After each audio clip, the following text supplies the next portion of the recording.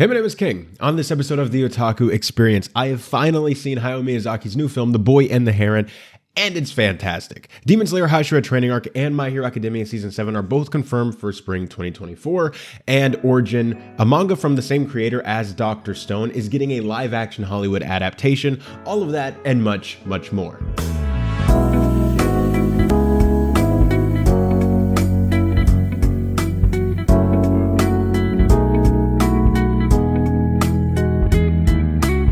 Hello and welcome to another episode of the Otaku Experience, the anime non-news show where we talk about the current goings-on in the anime and the manga industry with our very uneducated opinions. Once again, I am your host, Israel. So, first things first, finally a Sunday episode. You know, I can't remember the last time we did a Sunday episode because I just keep getting sick, or there's no new stories, or something else happened. So, finally, we did it. Hey, how you doing? Anyways, the big thing that happened this week is The Boy and the Heron is out in theaters. Let me get a poster up here so we know what we're talking about. The Boy and the Heron. I typed in the bot and the Heron.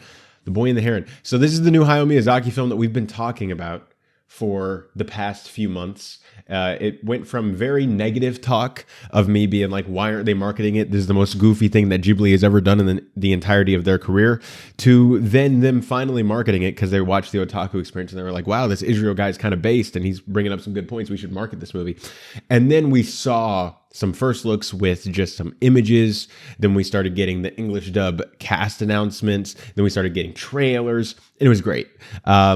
Just the build up to this was fantastic. And the reviews, as you saw here on Rotten Tomatoes, are fantastic.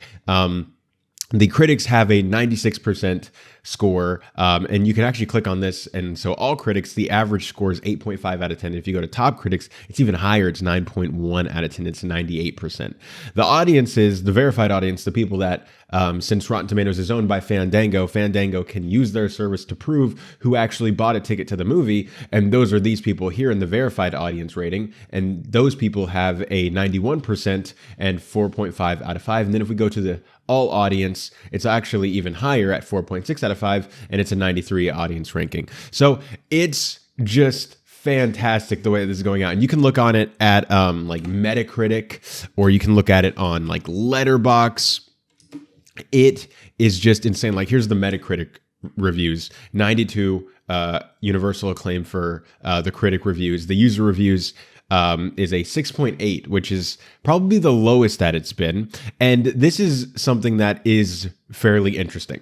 Okay, so we'll kind of get into my experience with that, because I have people that I saw it with who kind of would match probably this score, if not even lower. And so we can get into that as well. But, you know, it just keeps going with Letterboxd, with different kinds of reviews from every single place. It seems to be pretty consistently fantastic, at least good. And so everybody's enjoying the movie. And so that's really awesome. And I did too. So that's pretty cool. So I'm going to give my thoughts on the film. Or I'm going to give my thoughts on my overall experience seeing the film. Then I'm going to talk about my first impressions of the movie. Then I saw it a second time. I want to talk about those impressions of the movie, and then we'll get into the box office performance of the film. So my experience. So I went to see it on Thursday. I did a double feature between I did a double feature between Godzilla -1 and The Boy and the Heron. And if you asked me then, I would say that I preferred Godzilla -1 to The Boy and the Heron. Now, after the second viewing, I would say I'd prefer The Boy and the Heron to it. And so I went, and that was fun. My girlfriend fell asleep because she was really tired for some reason. And then when we went to see it the second time, she fell asleep again. And my sister fell asleep the second time. Like, I was like, what's going on? Why are people sleeping during The Boy and the Heron? Anyways, but seeing it the first time, the funniest part about it was my brother's reaction. And so the movie ends. The credits start rolling. My brother just leans up and looks at the rest of us, and he goes, that was mid. That sucked. And we were like, what? What are you talking about? Because the first time I saw it, I had more of a mixed reaction than I do now. But I was definitely not like middies. And so that was interesting. And then I remember when the credits finally end. In anime credits, usually the director is like on the scrolling credits. It's the last thing you see, and so it says, like story created, written by, directed by Hayao Miyazaki. And then my brother just yells in the theater, "He's lost his touch!" And we were just like, dude, he was seething. He was mad for some reason. And also, speaking of which, I don't know where I got the idea that this was based on a book. I went to the Wikipedia to see why I thought this, because when I was watching the movie, it was like original story. And I was like, I could have swore this was based on a book, because I've been saying that for months, and you guys didn't correct me. So that means you guys only watch the Otaku Experience, and you're not actually doing the research for yourself, which is something I told y'all to do over and over and over again. Be educated. Come on, guys. But it turns out this is actually referencing a book of the same name, because the Japanese name translates to "How do you live?" And that has something to do with the movie itself. I won't say what, but that's from the title of this book. And so he was clearly referencing that. And so I guess I must have read that it was being maybe inspired or referencing a pre-existing book, and then I just maybe misread it and thought that it was just adapting the book. But this is an original story from Hayao Miyazaki, but seems to be referencing this book, which is fairly interesting. But anyways, so my first thoughts about the movie. So I saw it, and like I said before, I was kind of mixed on it. I was a little on it because, okay, here's the thing. I was fighting drowsiness the first time I saw it, and so things were just kind of happening. And I'll just say this. Things are not really explained in The Boy and the Heron. I can say this even both times after watching it. Things kind of happen. Now, the second time I saw it, I had a greater appreciation for it, and I'll get into that in a second, but things just kind of happen, and as I was fighting drowsiness, I was just like, what is going on? Why is this happening? And by the time the third act came and the big finale happened, I was just kind of like, this feels like very rushed. This feels like out of nowhere, out of left field. And it's not that I'm not enjoying it. I just don't feel the weight of what is going on. And so that's one opinion. There's other people who completely resonated with it and loved it. And I've seen reactions to it saying that they were crying during the finale. And then you have people like my brother who hated it and thought that it just made no sense.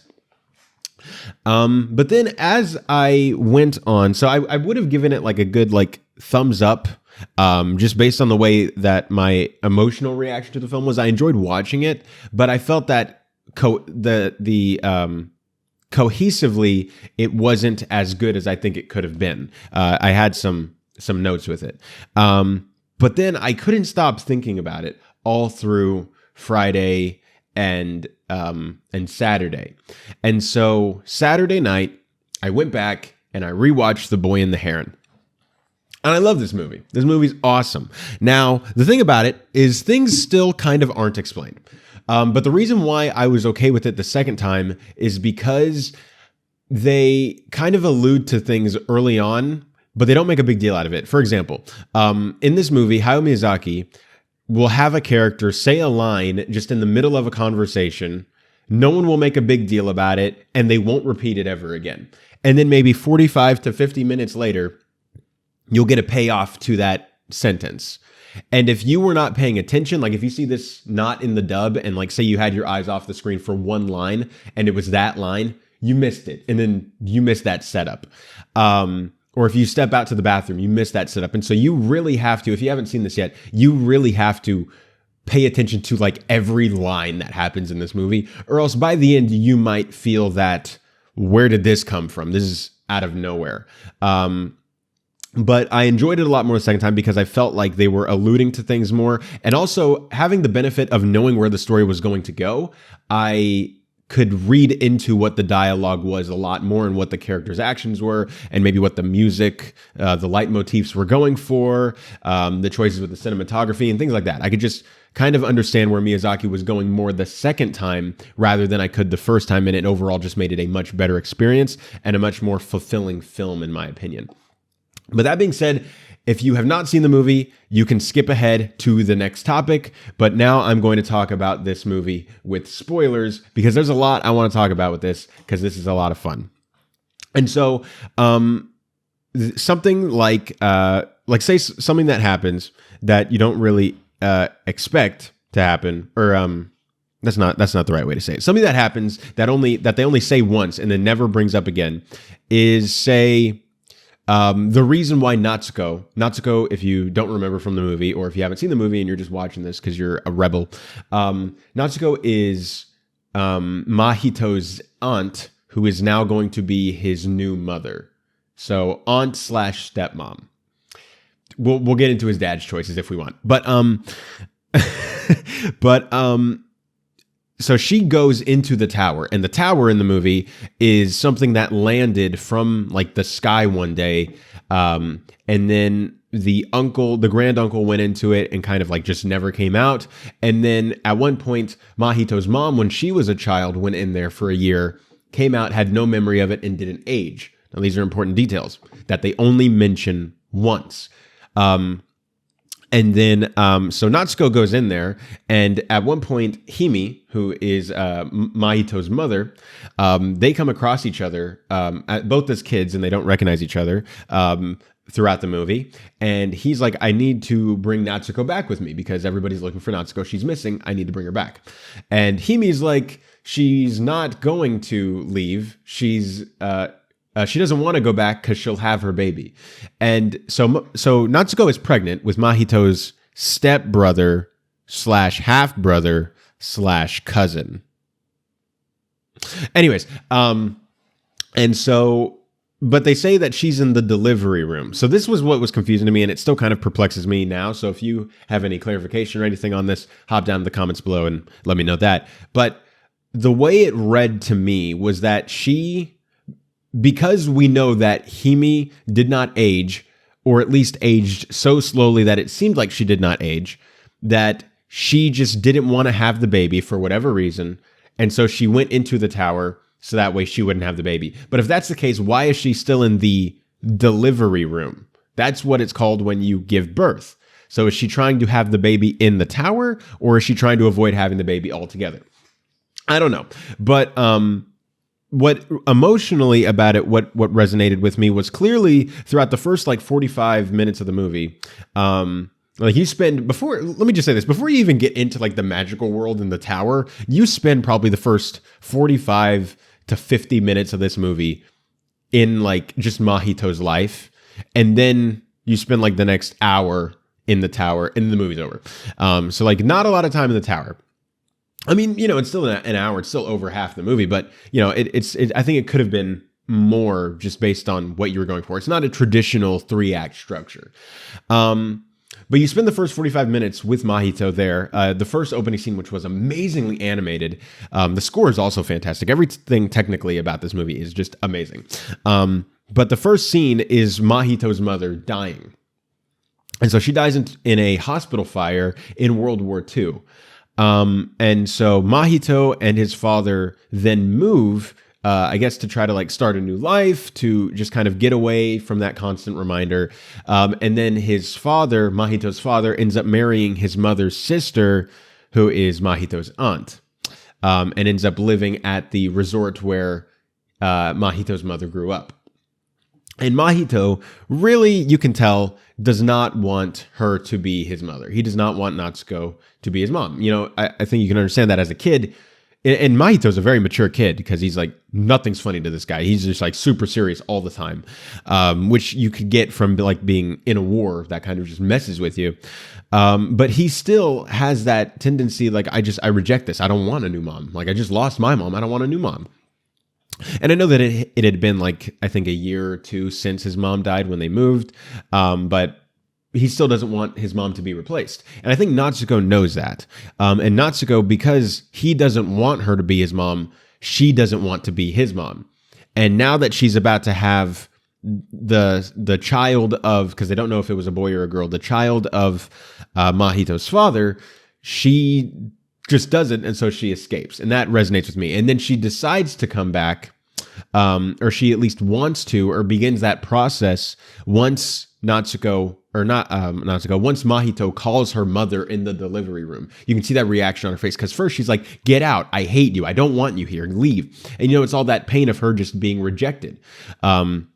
and that pain, because you can probably understand it from her perspective. Like, I lost my sister too, and now I'm going to gain you guys as new family members, but then you rejected me and you didn't want me, so now I don't want you. But then as soon as he accepted her, something changed in her, and you can see her eyes change, and she goes like everything changes, and then she goes from yelling him to get out, and that she hates him. She tells him to leave for his own safety because the delivery room is like collapsing with like toilet paper or whatever the case is. And so that really worked for me, at least emotionally. I still don't know why she went in there, other than just the emotional aspect of leaving, but logistics wise, wouldn't she still have the baby? Because the granduncle aged over the course of like 150 years, however long he's gone in the tower, and he's old now. But they say that Hime, who is Natsuko's mother, or Mahito's mother, did not age. And I'm like, let me get some visual aids so you know what I'm talking about, because there's a lot of things going on here. Boy and the hair. Okay, here we go. So this is Hime. Hime is Natsuko's mother here. Okay. And so she goes in there, and they say she's gone for a year, and then she comes back and she looks like she hasn't aged, and she doesn't remember what happened in the tower. This is something that happens at the end of the movie too, where the Heron is like, hey, do you remember anything? Mahito says yes, and it's actually because he took things with him from the tower. And then the Heron's like, okay, well, it'll just take a little bit longer, but you should still forget. But she forgets altogether, and it looks like she hasn't aged. So I'm guessing that she just aged so slowly that within a year she basically is the exact same. And then I think that's the case for the granduncle, where he just slowly aged, but he had been in there so much longer that he actually did age, as well as the stress of like running the entire world. And so I guess maybe it would just delay Natsuko having the baby, but then it's like, you're still going to have the baby. But anyways, whatever. Emotionally, that really resonated with me. It's just that one part that logistics wise, I just didn't really understand.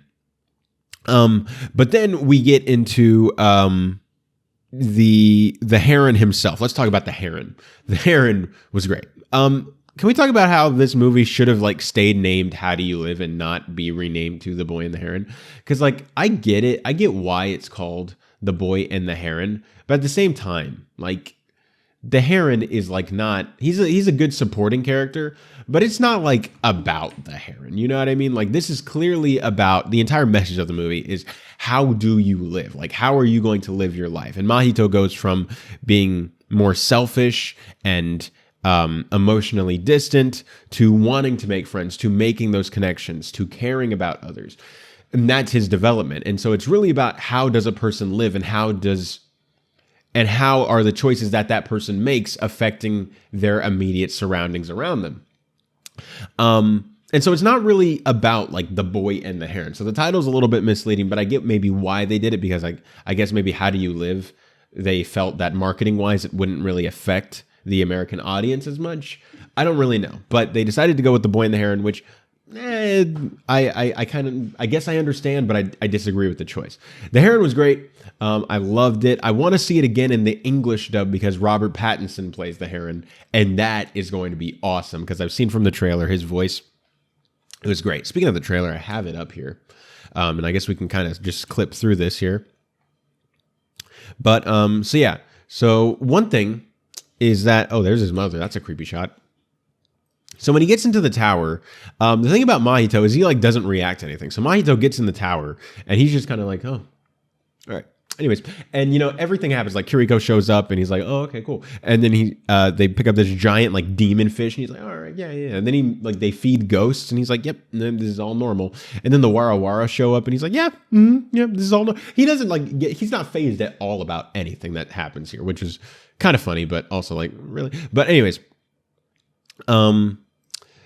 yeah, so just the beginning is good, but it's all mainly setup, and everything that happens in the tower is different. So the Wara were super cute. And something that I thought was interesting was they do a lot of world building by just letting the audience know that things are happening without them like going into it. Like, it doesn't need to be its own subplot, but like things are happening in the world because that's how things are.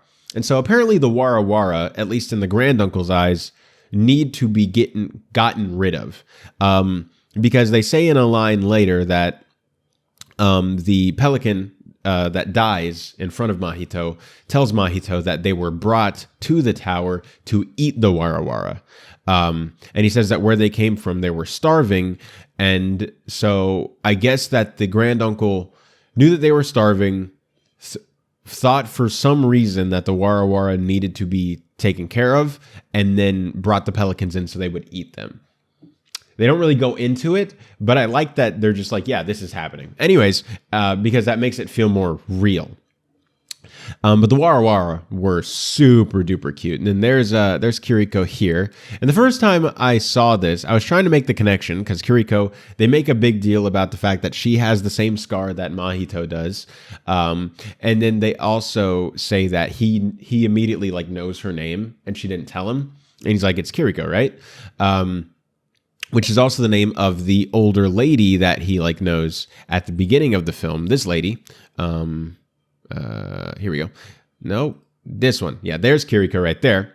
And so then we figure out, like, and I guess if you even look at their shirts, it's clearly the same character. And the first time I saw it, I just did not put that together. And so I was like, why is she going in the world with Himi? But then the second time I watched it, I was like, oh, this is so obviously Kiriko. I'm so stupid. How did I not realize this? This is just a younger Kiriko who came from the time that Himi came from. And so I'm guessing that maybe Himi went into the tower and Kiriko went into the tower maybe to find her, which explains a lot of Kiriko's reactions, older Kiriko's reactions when her and Mahito go back into the tower. She clearly doesn't want to. And I think that's because she was happy to be back in the real world after all those years.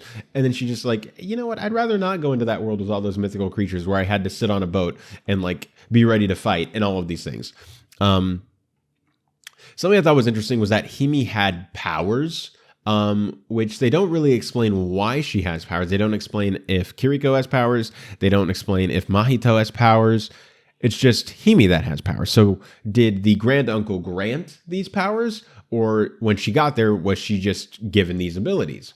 It's really interesting. And it's another thing that's just not explained, but that's not a bad thing.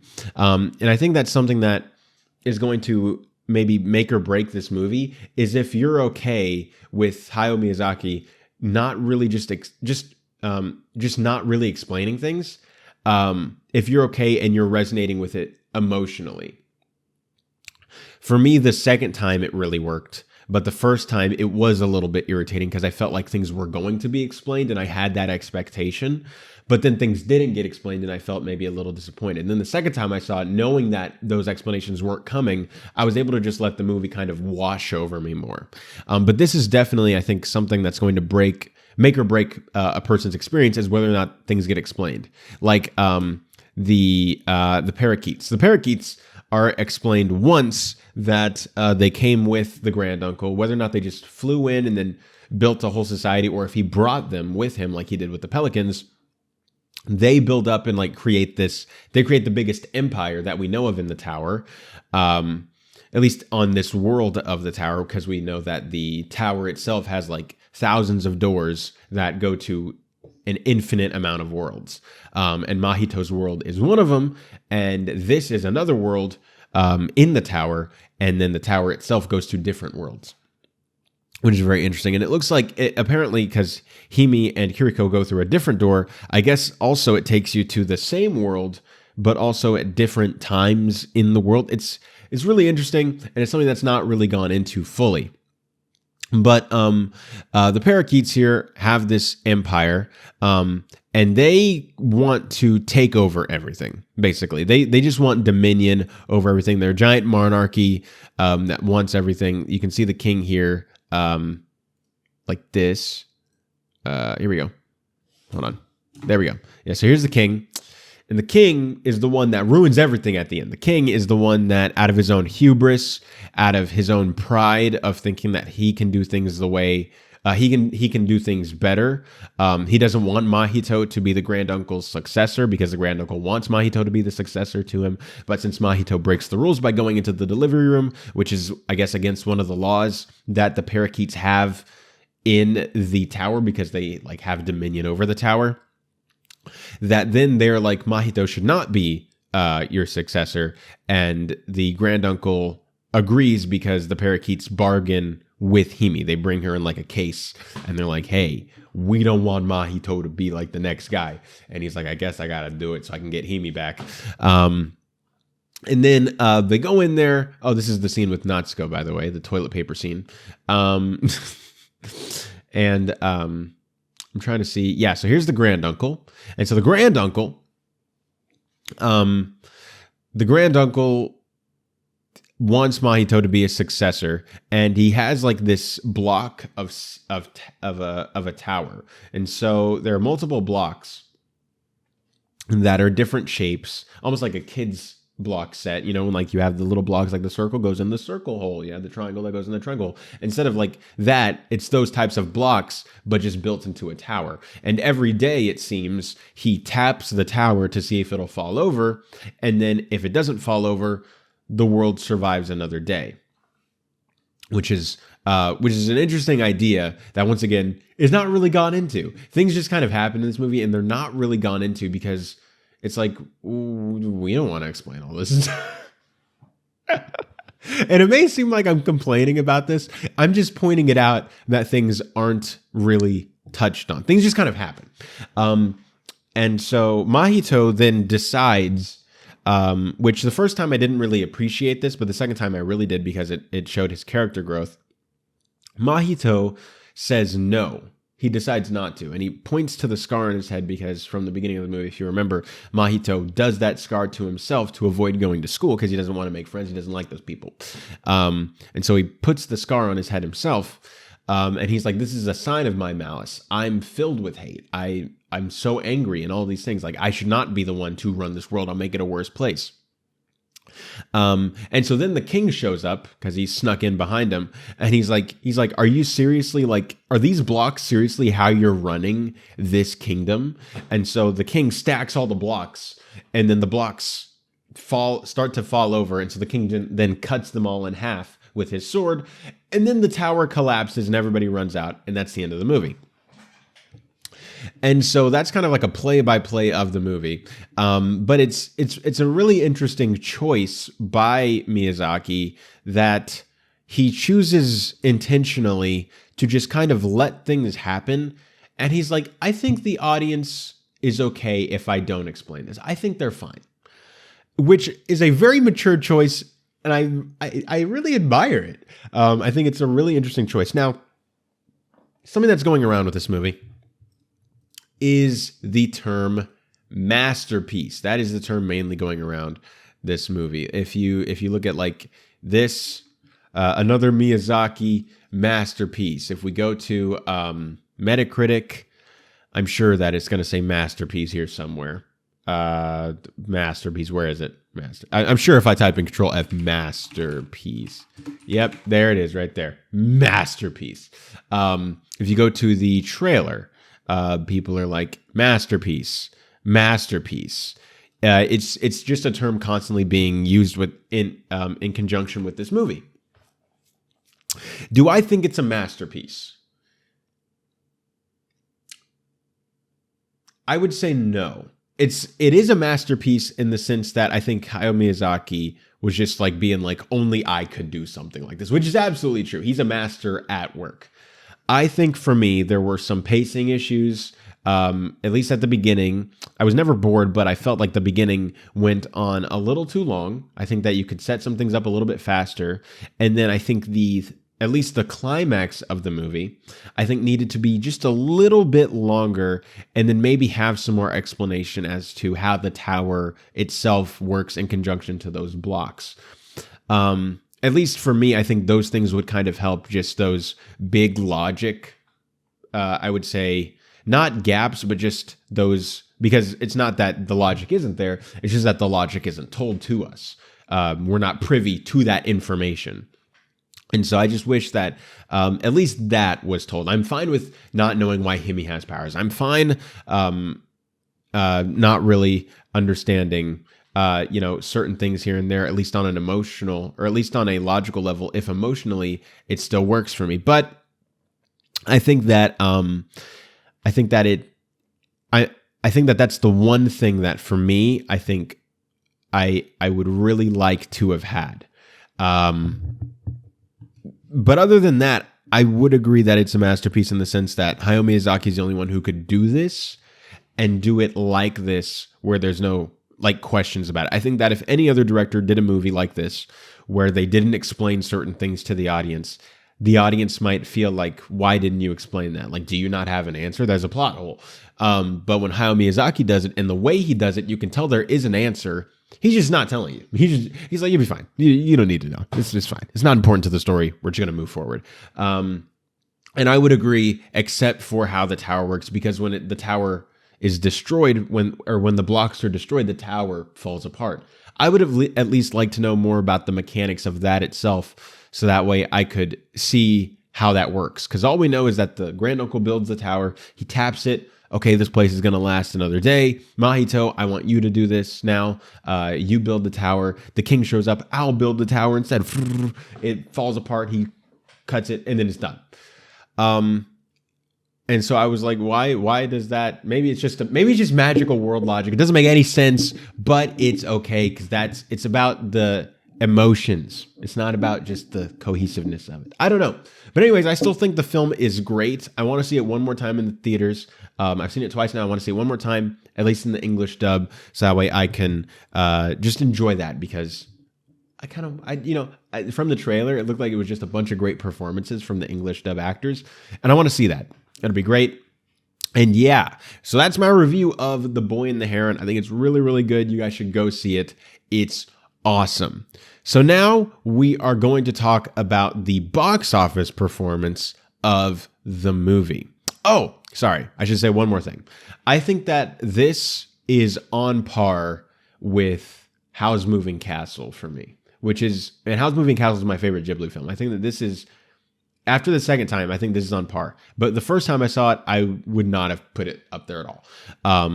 But now I think that it is on par with it. And I'm looking forward to see how I marinate with it over the years, like I have with Howl's Moving Castle, and see if maybe it edges out Howl's Moving Castle or if it goes a little under Howl's Moving Castle. But right now, I would say they're probably on par for me. Both tied at number one for my favorite Ghibli film. But anyways, now we can get into the box office. Sorry, I was looking at my notes, and that's why I was like, oh, because I looked at my notes and it was like, tell them your ranking. And I was like, okay, cool, fine. So now the box office of this film, The Boy and the Heron, this comes to us from Variety. The Boy and the Heron, a fantastical coming-of-age story from animation maestro Hayao Miyazaki, earned $12.8 million in its domestic opening weekend, becoming the first original anime production to top the domestic box office. This is the first original anime film ever to top the domestic box office. No original anime film has ever done this. We've had films based on IP like Demon Slayer or Jujutsu Kaisen that do it, but not an original film. The G-Kids release is showing in IMAX and other premium large format auditoriums, which bolstered its record-breaking revenues and helped secure its first place finish. It also benefited from a lack of big screen offerings, with holiday blockbusters such as Wonka and Aquaman and the Lost Kingdom still waiting to make their debuts in the coming weeks. This is true. It's awesome that The Boy and the Heron was number one this weekend. But I will say this. There wasn't much competition. So, nothing's out. I mean, things are out, but nothing's performing the way that it should. And so because Wonka and Aquaman aren't out yet, The Boy and the Heron was a really safe bet to be number one. And so I looked into this because it's the number one, it's the first time that a Ghibli film is opened to number one domestically, if I can talk. I went over to the numbers and I was like, I want to take a look at this. And so this shows us the opening weekend here, the end of the box office run domestically. So Kiki's Delivery Service, it looks like, was not released theatrically in America. Mononoke Hime, Princess Mononoke, opened to 144,000 and finished off at 2.3 million. Spirited Away opened to almost 500,000 and finished off at 10 million. Ghost in the Shell 2, yada, yada, yada. Skipping up ahead to Ponyo, 3.5 million. So this is the first time it's a million in front of it. And that finished off at 15. This Arrietty opened to 6.4, and that finished off almost at 19.2. The Wind Rises, 300. So it went back down again. Tale of Princess Kaguya went down again. And then this happens. Here we go. And then we jump up a lot to The Boy and the Heron. And so looking at how these have played out, where these almost do 3 times how much they open, looking at like all of them, except for these ones. These ones did insane. But this probably strikes me as they open to maybe just a few theaters, a limited release. And so then they open to a lot more. That would probably be my thought. And then they finish off with 3,000 theaters or something like that. And that's how they get to that box office number. So The Boy and the Heron, if it follows that 3 times number, because this is, almost 4 and then this is about 6. So just math, guys, come on, math. I'm not going to explain math to you. And so I'm going to guess, a more conservative estimate of 3 times this budget. I'm going to say that this might get to 36 million. I could see 36 being a solid thing. I'm going to put 30 as the benchmark. I think if it makes it past 30, this is a super huge success. I mean, it's already a success in its opening weekend, but a super big success. Because if it bombs after this, if no one goes back to see it, that's bad, no matter how good it opened. But I would love to see it maybe make, 36 million. 40 would be fantastic, but I don't think it's going to do that, especially with these big competition films coming up. But this showed that there was that big hunger for Miyazaki to return after 10 years. And so that really, really paid off for him. And then I think that's about it with The Boy and the Heron. I think that's everything here. I meant to show you guys this, but I did not because I'm stupid. This was my tweet after I saw it the first time. Just got back from The Boy and the Heron. I really got what Miyazaki was going for, but I'd be lying if I said all of it connected with me. Definitely want to see it again. The second time, I would say probably 95% of it connected with me. My only 2 issues with the movie are more, one is pacing, and then one is I wish you would have explained something a bit more. Those are my 2 things. But yeah, I love The Boy and the Heron. It's great. Another big success for Studio Ghibli. Go see it. If you haven't already. And if you have, what are your thoughts on it? All right, moving on from The Boy and the Heron, we're getting close to the end of the fall 2023 anime season, and it's been great. And so be prepared for this Thursday's episode of the Otaku Experience, where we're going to be talking about the winter 2024 anime season. We're getting into next year, and we're going to be talking about what I'm going to watch, what you guys should keep an eye out for, and of course, what the most anticipated shows are on AniChart. But another thing that happens at the end of an anime season is we start getting more release dates for upcoming anime like Demon Slayer Season 4 or the Hashira training arc. And so this comes to us from Anime Corner, where they say this: Demon Slayer Season 4 gets Spring 2024 release date and a short trailer. Demon Slayer Kimetsu no Yaiba Hashira Training Arc, or Season 4 anime, has revealed a new short trailer along with a Spring 2024 release date within the promotional reel for next year. The anime will premiere with a 1-hour-long episode. Ufotable is once again animating, and you can watch the Demon Slayer promotional reel in 2024 below. In addition, the first episode will be screened worldwide as Demon Slayer Kimetsu no Yaiba to the Hashira training, along with episode 11 of the Swordsmith Village arc in 4K and IMAX. A special visual was released for the theatrical edition, which will premiere on February 2nd in Japan and February 23rd in North America. They're doing this crap again! No! They do this all the time, where they're like, hey, guys, you remember that mid-movie we dropped last year that wasn't even a movie? What if we did it again? Guys, stop it. No. Don't do this, but I'm gonna go because I'm gonna review it. So, but look at this poster, by the way. This poster is awesome. This poster looks great. And so I guess we'll talk about my journey with Demon Slayer, and they have a promotional reel here. So I guess it's a lot of just the animation from things before this season, so we're not going to watch it. I'll watch stuff when new things come out. But we'll talk a little bit about my journey with Demon Slayer. So if you're new to the show, I am a Demon Slayer fan. I really liked... Well, I can't say I really liked it. I liked the first season of Demon Slayer. I really liked Mugen Train. I love Season 2. Season 2 is like peak shonen. It is so good. And then this latest season, I thought was like the worst thing that the show's done so far. It was just like kind of mid for most of it, and then it got good at the end. And so I'm kind of in this state where I'm a little nervous after Season 3, but I think it's still going to be good. another reason why I'm a little nervous is because this is a training arc. Like, guys, read the name. Hashira training. No. So the thing about training arcs, if you don't know, why did I voice crack there? The thing about training arcs, if you don't know, training arcs in anime a lot of times are like filler arcs, where almost nothing happens and they just do it to kill time. I hope that is not the case with Demon Slayer. I have faith that because this is like an actual arc in the manga and isn't just like a thing that they're doing to just make things last longer. I mean, it still might be. That I have faith that things might actually happen, but it's still going to be a training arc itself, which does scare me in the sense that I thought season 3 was like, and so now it's like, now we're going to do more. I don't want this. I just hope something like, I hope more major developments happen throughout the course of the season. Because something that happened in season 3 was like, season 3, like the first little bit, like nothing happened. And then in like the final 4 episodes, they were like, now what if we did all the plot points at once? And it was like, okay.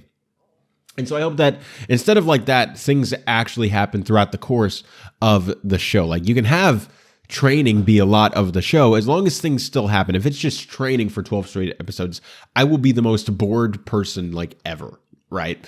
And you will never hear the end of it. I will just complain every single week. If I go see this Hashira training movie and it's like just the most boring thing for an hour, I'm going to cry. Like, I just want you to know, I'm going to rant the next episode. It's going to be awful. But anyways, I am still excited because I'm a Demon Slayer fan. It's always going to have good animation from Ufotable. I enjoy the characters.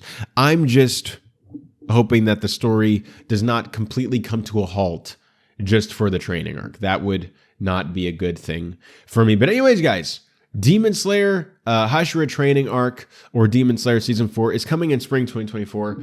Are you excited? Are you not watching Demon Slayer? Do you already know what's going to happen? I don't know. What are your thoughts on this? Another show that has a spring 2024 release is My Hero Academia Season 7. So this comes to us from Anime News Network, where they say the second 2024 issue of Shueisha's Weekly Shonen Jump magazine announced on Monday that the 7th season of the anime adaptation of Kohei Horikoshi's My Hero Academia manga will premiere in spring 2024. The manga will also take a 1-issue break on December 18th and will return to the magazine's combined 4th and 5th issue on December 25th.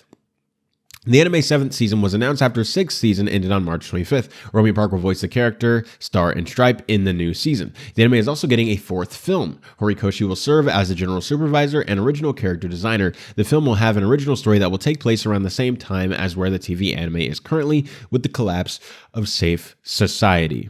And they talk about what My Hero Academia is about. So, like we just talked about with Demon Slayer, I'll kind of give like where I'm at with My Hero Academia right now.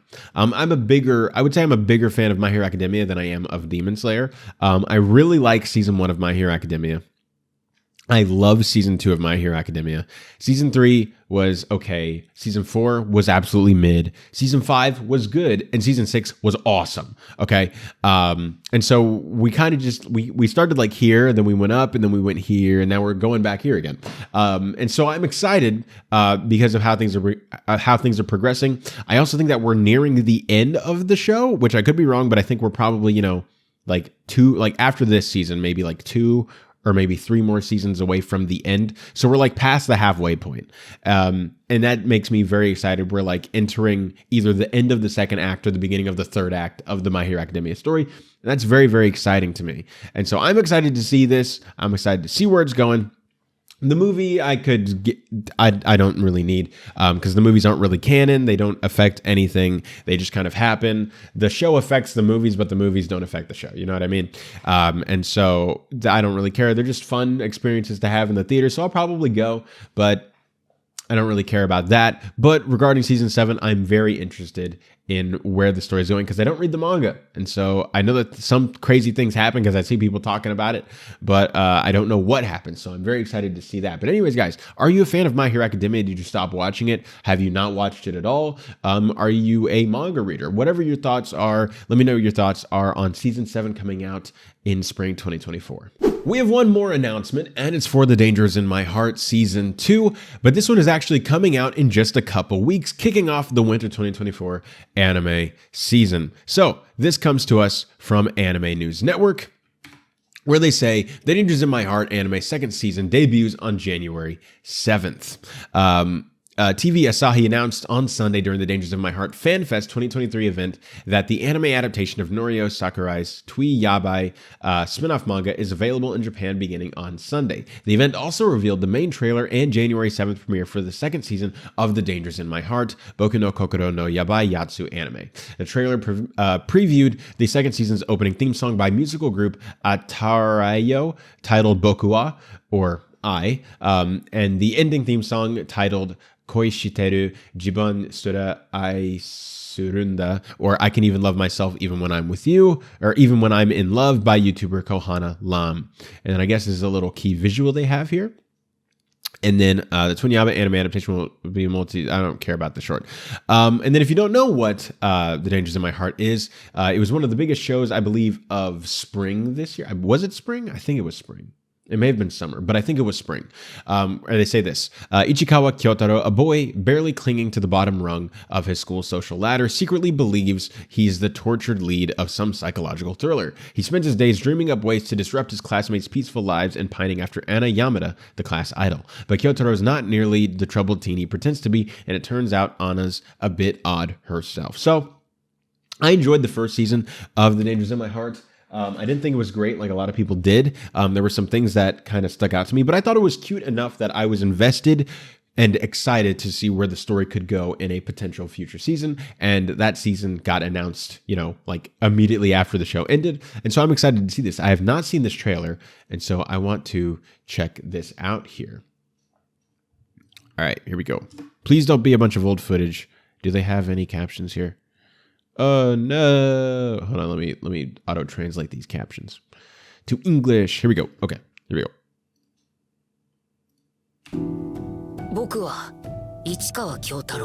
Okay. I know this. I know all of this already. I need you to talk more because this music might be copyrighted. I'm just gonna have to mute it. You're done being scared of becoming an adult. Oh, because he fell in love. Because he was socially awkward, so now he's like, maybe I'm okay, adulting as long as she's with me. I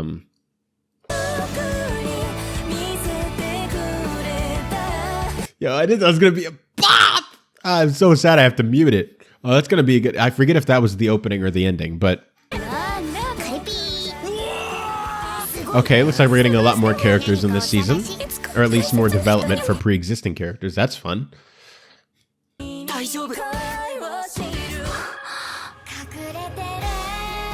Okay, here's another one. Another bop! So this is fun. Is this going to be the end of the show, or is this just another season? Based on the way this is playing, I feel like the grand finale. I'm like, oh, okay. Romance! Yes! Very fun. Very cute. I'm just worried about copyright, guys. That's why I have to. So watch the trailer on your own if you care. Cool, they're in love. Nice. And then, so here it says January 6th, but I guess that's in Japan. And so it'd be later for over here. But so The Dangers in My Heart. There we go. That was a fun trailer. I wish I was able to hear it. The songs were awesome. I was like, romance. It feels like the end of the show, which I don't think it is, but it feels like they were treating that like a big finale. That may have just been the marketing. But is The Dangers in My Heart over? I'm looking this up now. The Dangers in My Heart.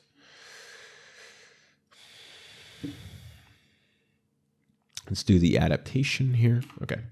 It's still going, so it is not over at all. Okay, yeah, no. Okay, we're like a fifth through the show. Okay, here we go. But anyways, guys, what are your thoughts on The Dangers in My Heart? Hopefully the second season will be even better than season one. I hope that I can enjoy this as a lot of other people did the first season. And so I'm excited to see where this goes, especially after hearing those bops, dude. Positive vibes. Anyways, guys, what are your thoughts on this? Are you excited to see this? Have you not seen The Dangers in My Heart? Have I piqued your interest into watching The Dangers in My Heart? Let me know what your thoughts are down below. An anime that I haven't seen but has a decently large following is Dr. Stone. I'm sure you've heard of it.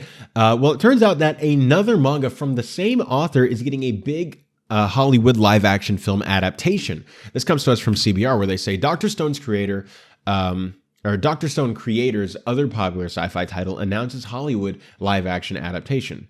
Dr. Stone creator Boichi, other popular sci-fi manga, is set to join the growing number of works receiving the Hollywood live-action treatment. Dr. Stone's creator Boichi Origin will soon be receiving a Hollywood live-action film. As per Variety, Kodansha announced on December 7th that the live-action Origin movie will be directed by Josh Boone with production by Magic Limited, which Boone founded alongside Darius Shamir. We are extremely proud to be working with Kodansha and Boichi on Origin, Shamir said. This project will redefine the boundaries of manga and entertainment while delivering an unforgettable experience to fans worldwide. We believe this collaboration will leave an indelible mark on the industry and allow new ancillary avenues to open along the way. Kodansha's head of rights and media business, Takami Yohei, added, Kodansha has always been dedicated to pushing the boundaries of creativity and storytelling by delivering our stories through various media. We're excited to bring a new form of Origin, an amazing sci-fi story created by Boichi Sensei, to global audiences, and to collaborate with Majestic. The release date of Boichi's Origin has not been revealed yet. Western fans of Boichi's works may know Boone from The Fault in Our Stars, which grossed over $300 million against a $12 million budget, and remains a fan favorite among the teen romance film community. Boichi's Dr. Stone manga, written by Riichiro Inagaki, has sold over 15 million copies and is currently airing its third season of the anime. Boichi's talent speaks for itself, as he is one of the few non-Japanese and anime manga creators to become a major name in the industry. Boichi fans can already get a sense of Origin's plot thanks to the first English volume released by Kodansha USA on November 21st, 2023. Origin is described in human beings inside among us. Hide among us. Okay, can I read? Tokyo 2048, the Northern Hemisphere is now connected by the Eurasian Railroad, which deposits all manner of crime and vice here in its eastern terminus. Night after night, the megalopolis is grimmed by fear, as bodies turned up mutilated in ways unthinkable for a human assailant. Remorseless killers stalk the shadows, but one man stalks them. He is Origin, and he's not what he seems. Origin was published by in Kodansha's Weekly Young magazine from September 2016 to February 2019. And then they talk about more adaptations here. Okay. So, if you don't know what Origin is, well, I mean, we just went over the synopsis, but here's Origin, and they have another synopsis here. Tokyo 2048, Japan is now connected to the entire Northern Hemisphere by the Eurasian Railroad, and all manner of crime and vice pour into the megalopolis at its eastern terminus. Little do people know that inhuman beings live among us. However, robots with high-level AI who will kill to survive. Only one man can stop them. Their prototype, Origin. And so the premise at least sounds really fun and sounds really interesting. And as you can tell, it has good reviews and it has a decently sized pre-existing audience, which will definitely help the live action Hollywood film. Now I haven't read this, so I don't know anything about this, but just going based off of the reviews and the reaction, it seems like it's good. Now, I'm scared for this movie. The reason why is because this is the director, Josh Boone. They mentioned The Fault in Our Stars, which I guess is like a decent success for the guy. But where's the Rotten Tomatoes score for this? Hold on one second.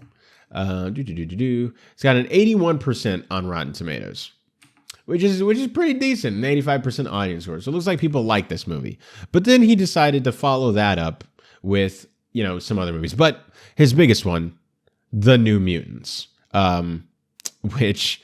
If you guys don't remember this movie, and so he seems to be decent in his attempts at more character-focused work, or maybe like romance or things like that. He does a lot of romance stuff, but as soon as he tried to do something more action-related and with more of a darker tone, it seemed to be not as good. And even looking at other things here, like The Stand, which is based on like a Stephen King novel or something like that.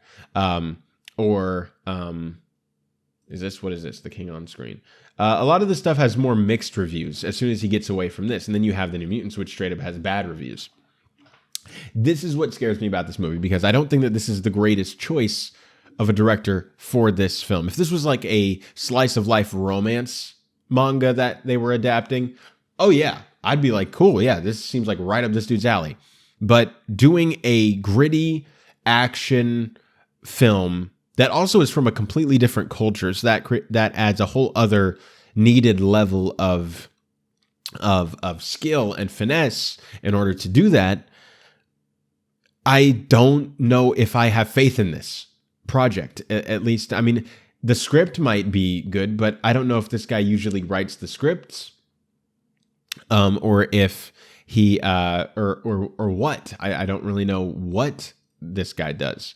I know he directs, but I don't know if he's also a screenwriter, because some directors write and direct, and some directors just direct. So if they pair him up with a good writer, I could still see that, because he seems to be a decently capable director, at least with a camera and directing actors. I saw the New Mutants. I didn't like it, but I thought that the actors and everyone did at least a decent job in it. It was the script that was the problem. And that's what scares me, is that I'm worried that this adaptation just might have a bad story, just based on this guy's repertoire. But I could be wrong. And so I'm going in with an open mind. But, you know, first we had Naruto with the bad writer, or not the bad writer, but, you know, a writer that leaves not much faith for me.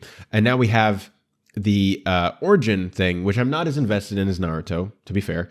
But I still want these to succeed. And so I do get scared at us taking risks on people, where I think that right now we kind of just need to play it safe to establish this. I think we need more One Pieces and less attempts to like try to reinvent or do something different. Do you know what I mean? But anyways, guys, what are your thoughts on this? Do you guys know what Origin is? Are you excited for this adaptation? Or are you like me, where you see the director and it's not anything against the director, but you're just worried that this might not be the best fit, and you're worried that this might not end up being the adaptation that we might need it to be? Anyways, guys, let me know what your thoughts are down below. With all the news out of the way, it's time to have some fun. That's right, it's time for everyone's favorite part of the show. It's back after weeks of not having one, the Goofy Woofy anime community. All right, so we gotta talk about this. Okay, let's look at this. Fans deeply question ill-fated Attack on Titan baby name registered in New York. One Attack on Titan fan takes their love to another level, going viral on social media for what some view as a very questionable baby name choice. On Attack on Titan's fan unique display of love for the iconic franchise has been going viral on social media. The Instagram page Anime News Express posted a snippet of the birth certificate registered in New York, leaving little doubt about what exactly inspired the baby's name. And here's the post. Aaron Yeager Bonilla. Dog. Look at these comments. Lil bro gonna raise himself. Bro's first words are gonna be Tatake.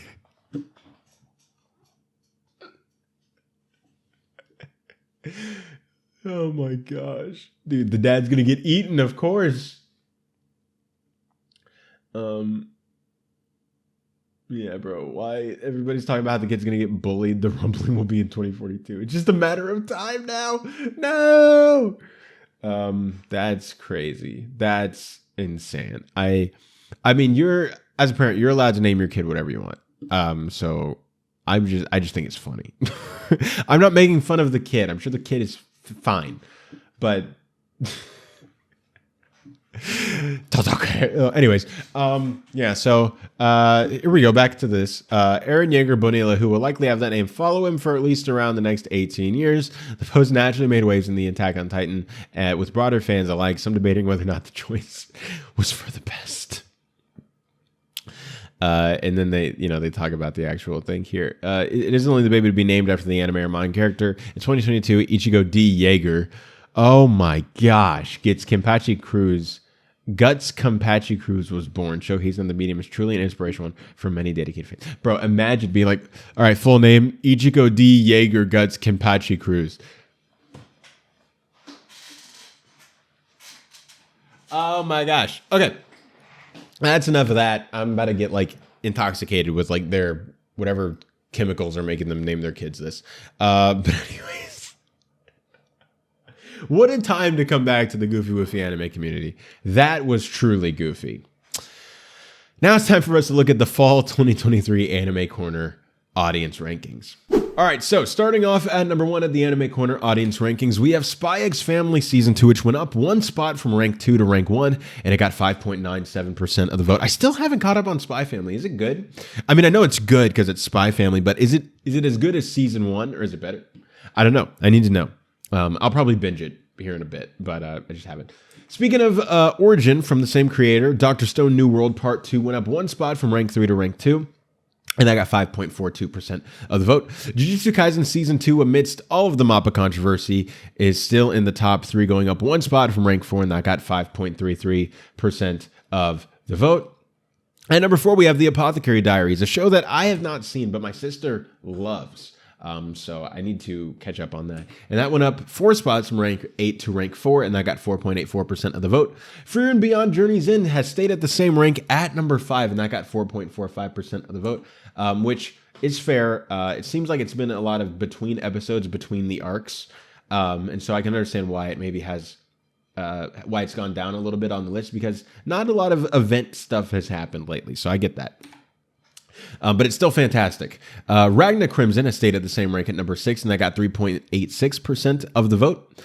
Dark Gathering went up 9 spots, wow, from rank 16 to rank 7, and that got 3.82% of the vote.